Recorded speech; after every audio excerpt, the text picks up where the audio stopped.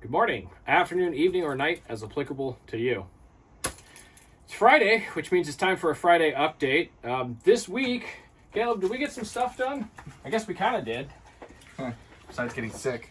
That really took out the first 3.5, almost 4 days of the week, I'll tell you. When everybody gets sick, everybody gets sick. That's one of the problems with a small garage here. Yes. Yeah, so we got more feedback from suppliers, and we got some help from one of them to swap out components to more available chips, which is good.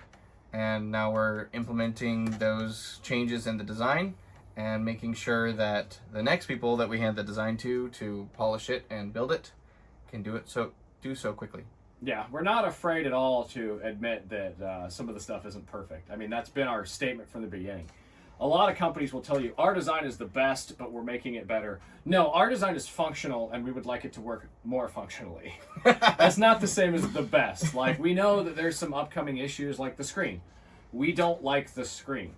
Not because it's not a cool screen, but because it doesn't fit what we're doing. So It's too fragile. One thing we did this week is we had to make the concession that we are moving forward with the existing screen, which is a variant of an e-ink style screen, Electrophoretic display. There you go. It is going to inhibit the flexibility because obviously we can't flex that screen, it'll break.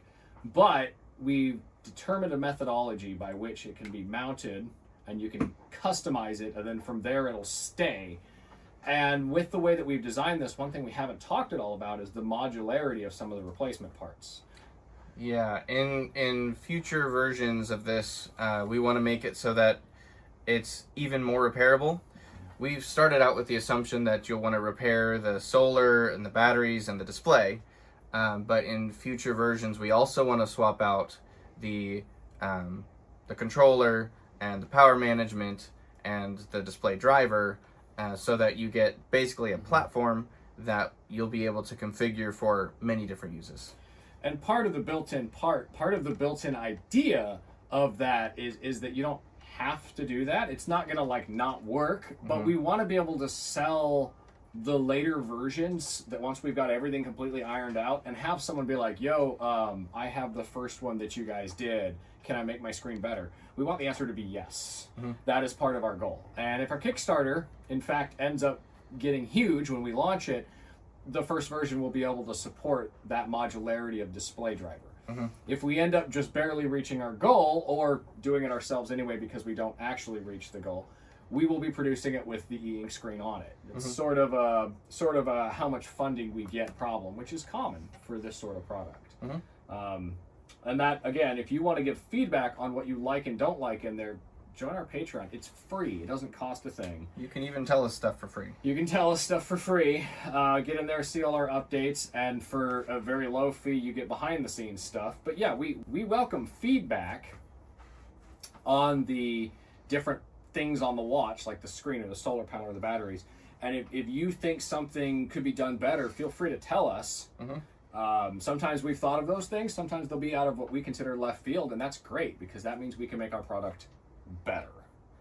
The reality is we're launching it hopefully in the next month or two here, depending on what happens with these processes we're going through. I think our big hang up we've determined that is definitely going to be a thing is the FCC testing, which we know takes like 6 to 8 weeks.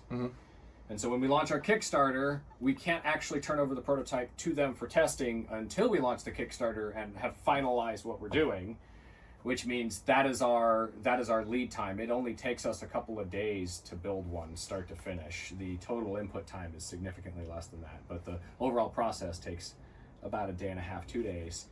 But FCC testing, because it's a government agency, it takes like 6 weeks, and there's nothing we can do about that. So that's going to be our big slowdown. But other than that, we're making a lot of progress in changing little things to make it a little bit better, changing different things, and we've decided what we're doing as far as the bigger chip, the different display, and how we're going to handle that to be reliable. And we also changed a little bit on the power management. Yes. Yeah. Because we want the power management to work better. The goal is to have this so that most of the people that use it never have to charge it. Not just it's supplemented by the solar panels, but in fact, they make it work all the time without having to take time out to stick your arm out a window or set it on a windowsill. Of course, if you're a vampire, this probably isn't the product for you. But even if you work a desk job and have refractive lighting or indoor lighting, we want it to be able to charge for that. Mm-hmm. So it should be really nice to have a watch that actually properly recharges itself, doesn't just make big claims and never follow through. Yeah. But I think that's all we did this week, is just finalize stuff, finalize some decisions, nail down our path forward, and like you said, get sick. Yeah. See you guys next week. Such a freak. And again, check us out on Patreon. It doesn't cost anything. Yeah.